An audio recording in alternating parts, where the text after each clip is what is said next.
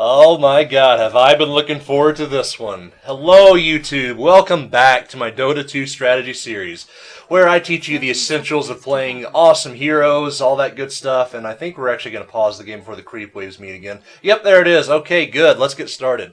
I've been looking forward to making this one for some time, and yes, I'm finally going to cover what is actually my favorite hero in the entire game. That is going to be Dirge the Undying. He is by far the most fun hero I have ever played in this game. There are very few that have came close. And I have to say that this guy is one of the most underestimated and underrated heroes in the entire game. I hope that by watching this video that I'm going to impart to you some of the knowledge and mechanics that it takes to play this hero well so that you can experience some of the joy that I felt while just completely destroying everybody with this guy. Now, that being said, let's go ahead and get started. I'm going to provide a brief description of Undying, his skills, and as the video goes on, I'm going to talk in a lot more detail about how everything works all together. This is going to be quite a bit more detailed than some of the other videos that I made before. This is not a hero that I would recommend for beginning players. You do need to have a good understanding of making use of your items, particularly ones with active abilities like Magic Wand, Urn, how to make use of all your skills at once, good teamfight positioning, all that good stuff. So, not a beginner hero, but not necessarily all that difficult to play either. So, Undying's role is actually pretty interesting and quite difficult to define. He is not a carry at all. Do not try to play him like one.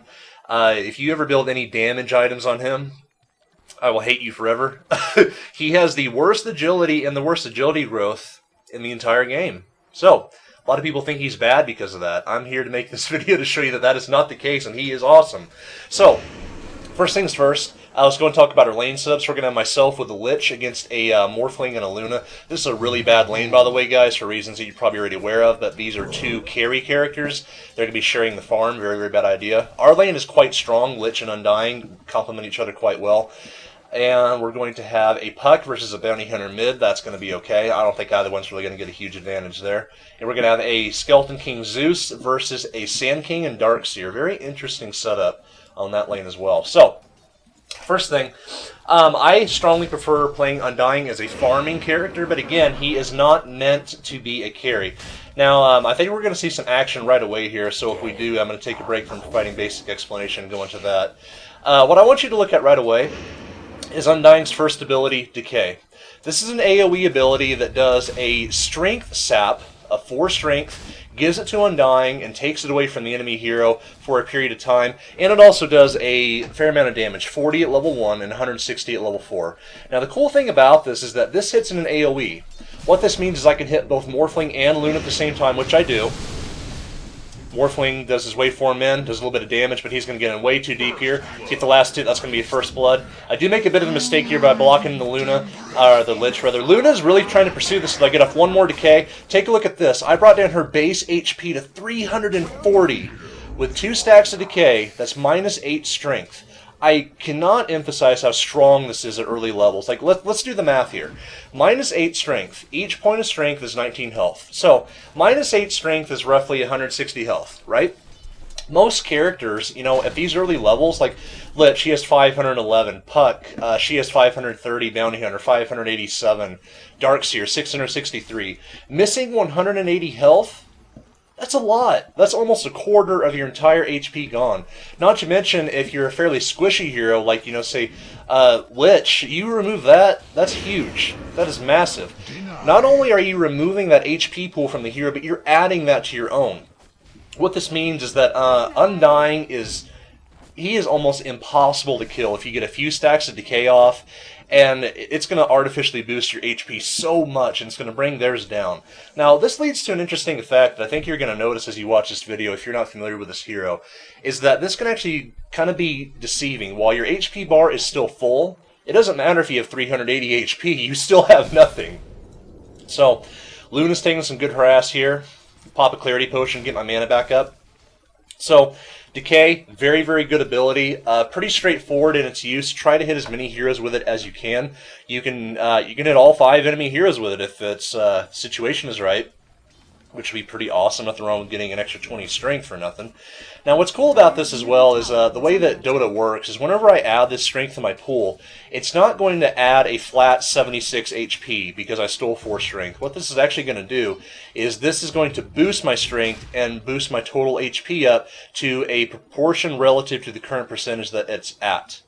So to put that in a little bit clearer English, what that means is that say if I'm at 80% HP and I steal 20 strength, which would effectively give me 400 more HP. I know that's like 380, so we'll just call it 400. What that's going to do is that's actually going to put me at 80% of that additional 400 plus the health I had before. So it's not just going to heal you essentially for 76. It does much, much more than that. What's cool about this as well is that the damage nuke, in this case 48 level 1, is applied after the strength debuff, which is nice because their strength is going to go down, then you're going to hurt them. If you hurt them and then their strength went down, that would actually kind of work against you.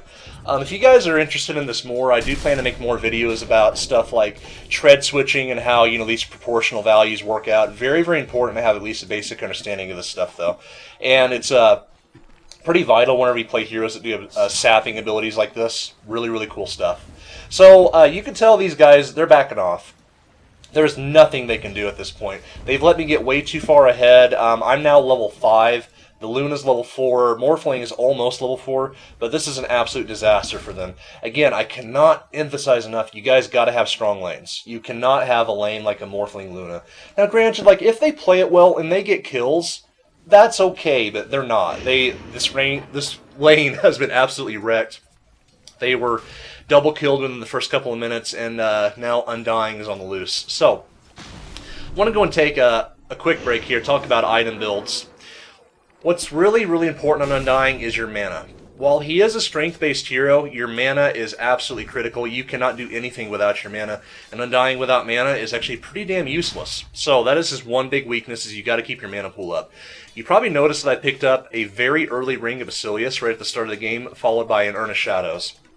My preferred build is I like to get a Ring of Protection while I'm in the base, get a Tango, Salve, 2 branches, and I like to get a Clarity Potion as well. Clarity is nice because I do plan to kind of spam this Decay and Soul Rip. I'll get to talking about these abilities soon. If you're not familiar with them, don't worry.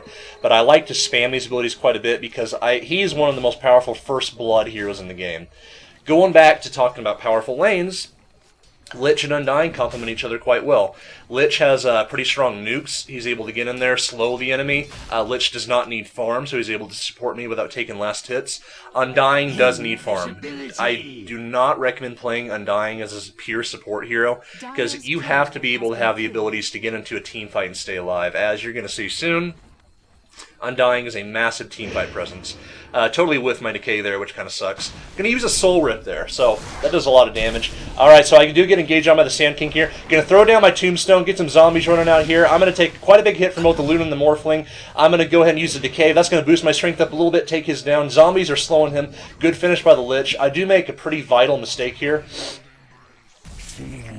and I popped my Urn pointlessly. What I should have done in that situation, because the Luna was coming down through here, the Sand King wasn't going to be able to Burrow Strike me again because he had just used it on the Lich. I could have came back down through here, popped an Urn charge, and I could have possibly lived through that. But what's cool is the fact that I was able to kill the Morphling from that. He really thought he had me, but with the combination of Decay and my Tombstone zombies wailing on him, yeah, he died. So, good segue into talking about his skills and exactly what they do. 1 second here. There we go. Good. Okay. TP back to the top lane. I do have a magic wand. This is a very important item on him, by the way. Urn of Shadows is good too because it gives you strength and it gives you mana regen, 2 things which you really need. Strength for the tankiness, mana regen for the obvious reason that you want to spam your stuff. So Basilius and Urn is great for that, be able to spam stuff. So finally, I think there's going to be a little bit of a lull in the action here, and I'm actually going to finally be able to talk about his skill. So we've already covered Decay. Soul Rip.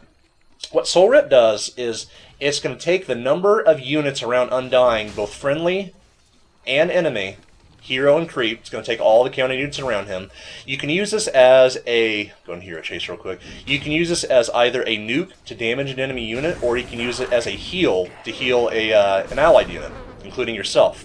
Now, what's interesting about this is the reason why I have 2 skill points in this is that at level 1, it's going to count 5 units around you, and no more than that. At level 2, it's going to count 10 units around you. What this means is that I can achieve a maximum of 250 as a burst heal, or 250 as a burst nuke on an enemy target. By the way, this is the strongest burst heal in the entire game. 500 hit points instantly. There's no heal in the game that's stronger than that. Very cool stuff. Now, the reason why I'm not taking more levels in this early on is because you really have to think, are there going to be 15 units around me at a given time when this ability might be useful?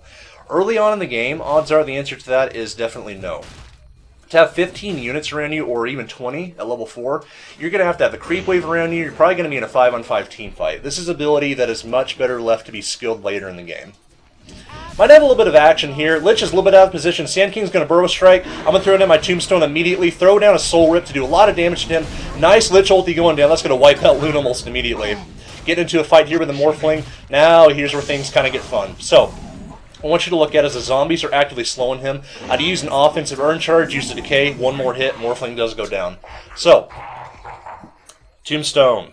This ability is what you got to max ASAP. This ability is amazing. And you've seen me use it a couple times now. Excuse me, Jesus. But, damn, give me just a second. Take me a swig here. Just getting so damn excited. I love this hero. God, he's so good.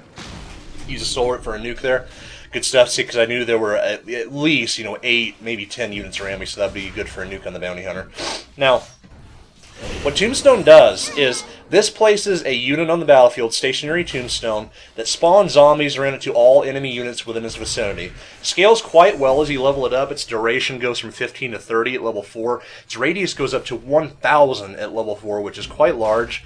And not only that, there's a lot to talk about with this, but the zombies that it spawns come in a spawn interval of every 3 seconds on each applicable target. This includes enemy creeps and enemy heroes. Now what this does is that whenever a zombie hits a target, it's going to slow the target by 7%. This ability stacks, and there is no cap on how much it stacks. I think there's a good example later in this video that shows that off. But the reason this is so strong is because it creates an area where the enemy team effectively cannot team fight. The damage and the slow that the zombies do is way too strong. Not only that, but whenever you use this in conjunction with Undying's ultimate, it really starts racking up the damage, and he starts getting really terrifying. A couple more things about the Tombstone. This unit is magic immune, so it cannot be taken out by a magic nuke. However, its one weakness is that it can be killed by enemy heroes if they choose to focus it. If you're playing against an Undying, I cannot stress this enough, you have to kill his Tombstone. That is absolutely critical. You're going to see the enemy team make a lot of mistakes here soon where they do not focus the Tombstone, and they're going to pay dearly for it. Very, very important. This ability is also on a fairly long cooldown at 60 seconds, so don't spam this. You have to wait for the right moment. You don't want to be caught at a bad time when you have this off a cooldown. It's going to make all the difference in a team fight. So, going into Undying's ultimate, Flesh Golem, there's actually quite a few things this does. Let's see what happens here first. Looks like the Sand King's going off a Burrow Strike. Luna ultimate does go down, but I pop both my ultimate and my Tombstone. Luna gets taken out. They really didn't do a lot of damage there. The Sand King is terribly behind. Getting off an Epicenter there might have made all the difference. By the way, you could see there, I used my Soul Rip. It did hardly any damage to the Sand King. I think it only did like 50 damage. Reason being is I think there was only myself and one, Lich and a Creep around. So that sucked. That really didn't do any damage. But the combination of that, a burst of Decay, and an offensive Earnest Shadows was enough to get the kill there. So badly played by them. You cannot really engage Undying. It's hard to engage Undying on your own terms. He is probably the best counter gank hero in the entire game. And yes, I seriously mean that. I've yet to find a hero that cannot be ganked as hard as this guy. If you play him right and you play him well, you won't die. If you're not being an idiot, you simply won't die, and you're going to turn around a fight really quickly with a combination of all these abilities. By the way, this is this is actually a mistake. You're taking a 3rd level in Soul Rip. I don't want to say this is a grave mistake, no pun intended, but the reason that this is actually not wise is because a 3rd level in this, again, what benefit is this really going to give me? It's going to give me a little bit shorter cooldown, but the mana cost goes up by 25, and when is there ever going to be 15 units around me at this point in the game? We're not getting into big, team fight clashes in mid. We're not getting into, there's not a lot of heroes coming up here. I don't really like the decision that I made here. This was a mistake by me. Taking a 2nd level in Decay and then maxing that out is probably wiser. Looks like we're going to have a little bit of a fight going down here. I'm waiting to use my abilities for just the right moment. Get off a Decay, get 2 heroes at once, and I'm waiting for the stun to wear off, pop my ultimate, throw down my tombstone. Now the fun's going to begin. So the Luna has no choice but to run. She's slowed by the zombies. Bounty Hunter's going to have to take off as well. Use an Earn Charge on him. A little bit of a waste, but not really all that terrible. Sand King's making a massive mistake here. So did the Bounty Hunter. Puck comes in, cleans up. Very nice job. Good stuff. Alright, so I'm going to push this tower a bit. Now, Undying's ultimate, you might have noticed there that the enemy heroes took a ton of damage very, very quickly, and Undying's ultimate is really good for this. What this does, this turns you into a super baller, awesome flesh golem that kills everything that he sees. What this does is this applies a movement slow of 9%, which is not all that awesome, but it applies a 9% movement slow to anyone within the AoE. The total AoE of this ability is a 750 range, but where this ability really shines is this applies a damage amplification on enemy units within its range. If they're at like the very border of the 750 range, it's going to apply a 10% damage amp at level 1, 20% at level 3. But if they're fairly close to you, I believe within 200, 250 units, I think, it's going to be a 30% damage amp at level 3. What that effectively means is that if you're standing next to a target with Flesh Golem running, you've removed 30% of their HP. That's a way to think of it and how powerful this ability is. So, if they're taking a damage amp of 30%, imagine what's going to happen if, say, like, Zeus comes in with a huge nuke, or Lich uses his ultimate, or you get the idea. Nukers and Undying really get along. You want to be on a team that has a lot of huge nuke damage, because that's going to be amplified by 30% if you're right up on a target. Really cool ability. I love this. It is super, super awesome. What's also nice about this, too, is that if enemy units die within the area, what's going to happen is, looks like we have a team fight going on here. Nice initiation by the Puck. Sand King, yet again, really screwing this up. He really shouldn't have burrow striked out of that. Wall by the Darkseer going down, catches all 3 of us. Very nice. I threw in on my tombstone, activate my ultimate. Zombies are going to have a heyday with this stuff. So I'm going after the Morphling here, using offensive Earn Charge, and take a look at the Death Strike ability that the zombies are doing. Slowed 35%. One more Soul Rip's going to finish him off. And take a look at this, too. Right now, I have a total of 5... maybe even more. Yeah, I have a total of 5 stacks of Decay. I have a bonus of 20 strength, almost 400 HP within that fight. That is so massive. This guy cannot die if you use your abilities well. One thing I did forget to mention about Tombstone that I'm going to talk about too is, I actually forgot to mention the best part of it, is the zombie's death list ability. I'm going to finish my discussion about the Flesh Golem really quickly. Whenever heroes or creeps die within the AoE of this ability, you get a percentage of their health back. I think the numbers on here are inaccurate, to be honest. It states that it's 2% of the heal for creeps of their total HP and 6% for heroes. I don't think those numbers are accurate, to be honest. I think you heal much more than that. It actually does add up. It really adds up, especially if you take out a high HP enemy hero. Think of it kind of like a watered-down version of a Bloodseeker's Bloodbath, wherever you kill a unit and you get a portion of that enemy's health back. Very similar mechanic to that, except it's applied in an AoE and obviously a lot less, much less percentage on that. But anyway, I sincerely apologize to the Undying fans if they were watching during the explanation of Tombstone, because I forgot the coolest part about it. That is the zombie Deathlust ability. So you can see it has a Deathlust health threshold, which is 400 at level 4. What Deathlust means is that if a enemy hero gets below this specific number, in this case 400 at level 4, zombies are going to move at max move speed, and their attack speed is going to be, I believe their attack speed is doubled, but yeah, they move at max move speed and increases their attack speed, which is awesome. Get off a nice Soul Rip there too, man. That is such a good nuke. So that is probably the actually most awesome part about this ability, and why enemies cannot stay within Tombstone during a team fight. This is also why you max this ability first before your other abilities, because it doesn't scale as well later into the game, and it does fall off. Like, think of it this way. If you have a big team fight with a bunch of, level 10, 11, 12 heroes versus, like, a bunch of level 20, 25 heroes, odds are they're going to hit this 400 HP Deathlust threshold a lot sooner. So, max this ability out first, no exceptions. There's no deviation from the skill build.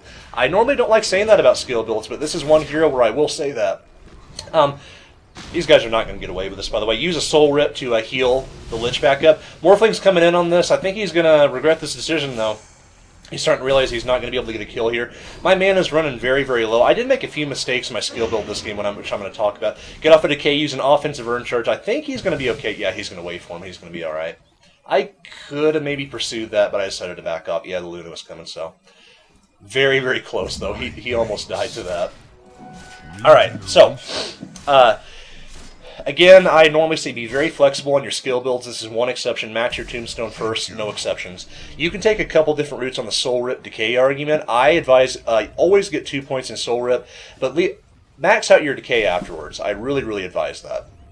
That's going to help you out a lot. It scales fairly well. The duration goes down to 4-second cast time at level 4, and the duration goes up to 30 seconds. So you can get a ton of stacks of this going on at once. Really cool ability.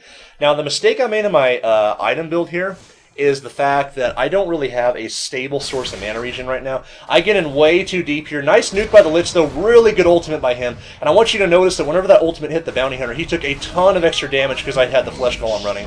Team's coming in. They're going to be able to wipe the stuff up. Darkseer's going to go down. Looks like the Bounty Hunter's going to get away. Maybe. I use an urn charge on the Wisp to try to heal her up a bit. Looks like he is going to go in for this kill. Nice evasion from the Wisp there. Good orb's going to knock him down a bit. Start punching him, using their offensive urn charge. I love offensive urn charges. Use one more Decay, and he is definitely going to die here.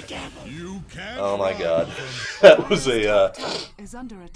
a really bad kill steal. Don't do that, guys. I mean, it's kind of... In this game, it really doesn't matter, because we're just having fun, and the game is pretty much over by this part, but yeah, don't blow your ultimate to kill steal. But anyway... Again, the mistake I made in my item build, I don't have a very stable source of mana regen. And look how my mana pool has suffered because of it. These abilities are now maxed out, and their mana costs are quite high. But my mana regeneration is not terribly different from the point where I simply had my Urn, Basilius, and my mana boots. So, what I should have done this game, I'm going for a... excuse me. Again, team fight going on. Throw down a tombstone. They're staying within the AoE. Very bad.